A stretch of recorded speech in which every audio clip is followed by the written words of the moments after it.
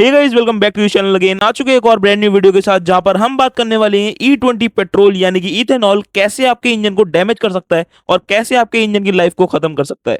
जैसे कि आपको पता ही है, पॉल्यूशन को कम करने के लिए आईसी इंजन, जिसका मतलब होता है इंटरनल कंबशन इंजन, जिसके अंदर हमारे पेट्रोल और डीजल इंजन आते हैं, उनके अल्टरनेटिव सरकार ढूंढती रहती है जिससे पॉल्यूशन को कम कर सके और इसी के साथ साथ हमारी फ्यूल डिपेंडेंसी और इंपोर्ट्स को भी कम कर सके। इन्हीं अल्टरनेटिव्स में से एक आता है इथेनॉल। वैसे तो काफी सारे अल्टरनेटिव्स हैं, जैसे कि hydrogen based cars, electric cars, CNG, biogas और भी बहुत सारे अल्टरनेटिव्स, जिसमें से इलेक्ट्रिक कार और सीएनजी तो काफी ज्यादा चल रही है, बट इथेनॉल आजकल कुछ ज्यादा ट्रेंड पे आ रहा है। इथेनॉल एक ऐसा फ्यूल टाइप है जो कि शुगर केन से एक्सट्रैक्ट करा जाता है। खाली शुगर केन से नहीं, और भी बहुत सारे ऑर्गेनिक सामानों को सड़ा के बनाया जाता है इथेनॉल। वैसे तो अभी 100% इथेनॉल पे चलने वाली खाली एक ही electric flex fuel Toyota Innova है, क्योंकि नॉर्मल फ्लेक्स फ्यूल कार के अंदर भी हम 0 to 85% ethanol mix he use कर सकते हैं। और इथेनॉल के अंदर आपने E10, E20, E50, E100 कुछ इस टाइम के टर्म्स सुने होंगे, और ये बात आपने भी सोची होगी कि आखिर ये टर्म्स हैं क्या। मैं आपको बता दूं, इन टर्म्स में E रिप्रेजेंट करता है इथेनॉल को, और उसके आगे वाले डिजिट रिप्रेजेंट करती है कितने % इथेनॉल मिक्स करा गया है पेट्रोल के अंदर। आप में से काफी सारे लोगों को ये नहीं पता होगा कि पेट्रोल जो आप अपनी कार्स और बाइक्स में डलवाते हो वो 100% पेट्रोल नहीं होता, क्योंकि 2010 से गवर्नमेंट ने पेट्रोल में 10% इथेनॉल को मिक्स करना मैंडेटरी कर दिया था। यानी कि जो पेट्रोल आप अभी तक डलवाते आए हो अपने कार्स बाइक्स में, उसमें 90% पेट्रोल होता है और 10% इथेनॉल होता है, जो कि वैसे तो 2022 के बाद से 11.4% कर दिया गया है। यानी कि आप सोच ही सकते हो, इतने टाइम से आप E10 फ्यूल डलवा रहे थे अपनी कार और बाइक के अंदर, लेकिन अब कंसर्निंग बात यह है कि गवर्नमेंट अगले साल यानी कि 2025 से E20 मैंडेटरी करने वाली है, यानी कि 80% पेट्रोल होगा और 20% इथेनॉल। अब आप पूछोगे इसमें कंसर्निंग बात क्या है। देखो, मैं आपको बता दूं, जो हमारी नॉर्मल कार्स है जो कि 2023 से पहले आती थी, वो सब E10 कंपैटिबिलिटी के साथ आती थी। इसका मतलब है, अगर आप E10 से ज्यादा कंसंट्रेटेड पेट्रोल को यूज करोगे तो आपके इंजन को काफी सारे डैमेजेस का सामना करना पड़ सकता है। जैसे कि जिस जिस पार्ट से आपका फ्यूल होकर गुजरता है, उन सभी पार्ट्स में कोरोजन हो सकता है, रबर और प्लास्टिक के पार्ट्स में क्रैक्स आ सकते हैं, स्वेलिंग आ सकती है, और भी काफी सारी मेजर प्रॉब्लम्स हो सकती है। और वर्स्ट केस सिनेरियो में ये भी हो सकता है कि चलते चलते आपका इंजन ब्रेक डाउन हो जाए। इसके अलावा जो एक मेजर इशू है इथेनॉल को यूज करने का, वो है एयर फ्यूल मिक्सचर। यानी कि इथेनॉल ब्लेंडेड पेट्रोल की वजह से एयर और फ्यूल का परफेक्ट बैलेंस नहीं रह पाता है, जिसकी वजह से मिस फायर होने के चांसेस बढ़ जाते हैं, और इन मिस फायर की वजह से इंजन की परफॉर्मेंस में भी काफी अच्छा खासा इंपैक्ट पड़ता है, जहां पर हमको पावर लैग जैसी प्रॉब्लम्स फेस करनी पड़ सकती हैं। इसके अलावा अगर हम E20 फ्यूल को यूज करेंगे तो हमारी माइलेज के अंदर 6% की गिरावट मिलेगी, जो कि गवर्नमेंट भी मानती है। बट जो हमारी नई गाड़ियां आ रही है 2023 के बाद मैन्युफैक्चर्ड, वो गाड़ियां E20 कंपैटिबिलिटी के साथ आती हैं, जिनके अंदर पार्ट्स को रिप्लेस कर दिया गया है जो कि फ्यूल के साथ डायरेक्ट कॉन्टेक्ट में आते थे, जैसे कि fuel tank, seals, fuel lines etcetera, और भी सभी चीजें जो भी डायरेक्ट फ्यूल के कॉन्टेक्ट में आती थी, उनको E20 और उससे भी हायर इथेनॉल ब्लेंड के साथ कंपैटिबल कर दिया गया है। इसके अलावा नई वाली गाड़ियों में लैम्डा सेंसर्स लगा हुआ आता है, जो कि गाड़ी के एग्जॉस्ट पाइप में लगा होता है, जो कि एयर और फ्यूल का परफेक्ट बैलेंस रखने में मदद करता है, और ECU को सिग्नल भेजता है, जो कि आगे फर्दर कमांड संभालता है। बट मेन दिक्कत इन गाड़ियों के साथ नहीं है जो 2023 के बाद आई है, क्योंकि ये तो E20 कंपैटिबल है। मेन दिक्कत उनके साथ है जो कि 2023 से पुरानी गाड़ियां चला रहे हैं। अब वैसे तो E20 में शिफ्ट गवर्नमेंट को 2030 में होना था, लेकिन उससे 5 साल पहले ही गवर्नमेंट इस चीज को लागू करने जा रही है, जिससे फ्यूल इंपोर्ट्स को इंडिया में कम करा जा सके। और अब 2030 का नया टारगेट हो चुका है E30 को अचीव करना, यानी कि 2030 तक इंडिया E30 फ्यूल को यूज कर रहा होगा। अब मैं आपको बता दूं, E20 फ्यूल कोई बुरी चीज नहीं है। इसके आ जाने से गवर्नमेंट यानी कि हमारे इंडिया को काफी सारे लाखों करोड़ों का बेनिफिट हो सकता है। जैसे कि अभी 1.4% इथेनॉल ब्लेंडिंग बढ़ाने से 2 लाख करोड़ का बेनिफिट हुआ था हमारे इंडिया को, तो आप सोच सकते हो 8.6 और ज्यादा बढ़ाने से कितना ज्यादा फायदा होने वाला है। इसके अलावा इंडिया वर्ल्ड का second largest sugar cane producer है, जिसकी वजह से इथेनॉल प्रोड्यूस करना और भी ज्यादा इजी है हमारे इंडिया के अंदर, और लोकल फार्मर्स जितने भी होंगे उनको भी इससे मदद मिलेगी। खाली यही नहीं, इथेनॉल ब्लेंडिंग की वजह से हमारे इन्वायरमेंट को भी काफी पॉजिटिव इंपैक्ट देखने के लिए मिलेगा, जहां पे हमारे इन्वायरमेंट को काफी ज्यादा पॉल्यूशन से राहत मिलेगी। बट इस E20 फ्यूल के साथ खाली एक ही ड्रॉबैक है। Maruti Suzuki, Tata Mahindra, Volkswagen, jeep, किया जैसी काफी सारी कंपनीज ऐसी हैं जिन्होंने जबरदस्ती 2023 से गाड़ियों को E20 कंपैटिबल बनाया है, और जिनके पास 2023 से पुरानी गाड़ियां हैं उनको काफी ज्यादा सफर करना पड़ेगा, क्योंकि वो गाड़ियां खाली E10 कंपैटिबल ही होंगी और फ्यूल आपको E20 मिलना चालू हो जाएगा अगले साल से। अब ऐसा नहीं है कि जैसे पेट्रोल गाड़ी में डीजल डलवाने से खराबी तुरंत देखने के लिए मिलती है, ऐसा नहीं होगा। धीरे धीरे समय के साथ चीजें खराब होंगी, जिसकी वजह से गाड़ियां तो चलेंगी, बस मेंटेनेंस कॉस्ट काफी ज्यादा बढ़ जाएगी और लोगों को थोड़ी दिक्कत भी आएगी, क्योंकि उनको बार बार मैकेनिक के चक्कर काटने पड़ेंगे। इसके अलावा जो मेजर इशू आ सकता है वो ये आ सकता है कि किया और जीप दो ऐसी कंपनीज हैं जिन्होंने साफ साफ लिखा हुआ है कि अगर उनकी गाड़ी में 10 से 15% से ज्यादा ब्लेंडेड फ्यूल यूज करा जाता है तो उनकी वारंटी वॉइड तक हो सकती है। और खाली यही दो कंपनीज ने लिखे, भले ही कोई भी कंपनी नहीं, लेकिन सारी कंपनीज के यूजर मैनुअल में ये लिखा होता है कि कौन सा फ्यूल आपको यूज करना है अपनी गाड़ी के अंदर, और अगर उसके अलावा हम कोई दूसरा फ्यूल यूज करते हैं तो हमारी वारंटी वॉइड हो सकती है। लेकिन जहां पे ये कंपनीज वारंटी वॉइड होने का दावा कर रहे हैं, वहीं पे दो कंपनीज ऐसी भी हमारे इंडियन ऑटोमोटिव मार्केट में जो कि कंप्लीटली विरुद्ध है, जो कि है टोयोटा और होंडा। टोयोटा और होंडा का कहना यह है कि काफी लंबे टाइम से, यानी काफी पहले से उनकी सभी गाड़ियां E20 कंपैटिबल हैं। जहां पे टोयोटा क्लेम करती है कि 2023 के बाद की उसकी सभी गाड़ियां E20 कंपैटिबल है, वहीं होंडा की तो 2009 के बाद की सभी गाड़ियां E20 कंपैटिबल है। तो आप सोच सकते हो कैसे इन दोनों कंपनीज टोयोटा और होंडा ने पहले से ही फ्यूचर को प्रिडिक्ट कर रखा था और अपनी गाड़ियों को 2009 से ही E20 कंपैटिबल बना रखा था। बट देखो, E20 फ्यूल के आने से इन दो कंपनीज का तो कुछ भी नहीं होगा, लेकिन इसके अलावा जो बाकी सारी कंपनीज है, जो लाखों करोड़ों गाड़ियां और भी चलती हैं रोड्स के ऊपर, उनका क्या होने वाला है ये मेरे को भी कोई आइडिया नहीं है। क्योंकि E20 तो अगले साल से लागू हो जाएगा 2025 से, और इंजन के अंदर दिक्कतें आना भी चालू हो जाएंगी कुछ सालों बाद से, जिसकी वजह से कस्टमर्स को सफर करना पड़ेगा, ये तो निश्चित बात है। अब आपके क्या व्यूज है इस टॉपिक के ऊपर मेरे को कमेंट करके जरूर बताना, और आपकी क्या राय है, क्या करना चाहिए गवर्नमेंट को, क्या क्या स्टेप्स लेने चाहिए वो भी मेरे को कमेंट करके बताना। कोई भी क्वेश्चन हो वो भी नीचे कमेंट करना, हम सारे के सारे कमेंट पढ़ते हैं और उनका रिप्लाई भी करते हैं। बाकी भाई ऐसी वीडियोस बनाने के लिए काफी मेहनत जाती है, काफी रिसर्च जाती है, तो हमारे एफर्ट्स के लिए चैनल को सब्सक्राइब करके वीडियो को लाइक करना तो बनता है। बाकी हमारा काम था आपको इन्फॉर्मेशन देना और आपकी राय जाननी। होप करता हूँ आपको आज की वीडियो थोड़ी सी इन्फॉर्मेटिव लगी होगी और मजा आया होगा देखने में। अगर थोड़ी सी भी इन्फॉर्मेटिव लगी है तो चैनल को सब्सक्राइब करके वीडियो को लाइक करना बिल्कुल मत भूलना भाई, बहुत मेहनत लगती है और इस चैनल पे ऐसी वीडियोस हम डालते रहते हैं, तो चैनल पे बने रहो। आज की वीडियो के लिए तो इतना ही था, मिलते हैं किसी बड़ी सी वीडियो में, तब तक के लिए stay awesome, stay safe, bye bye.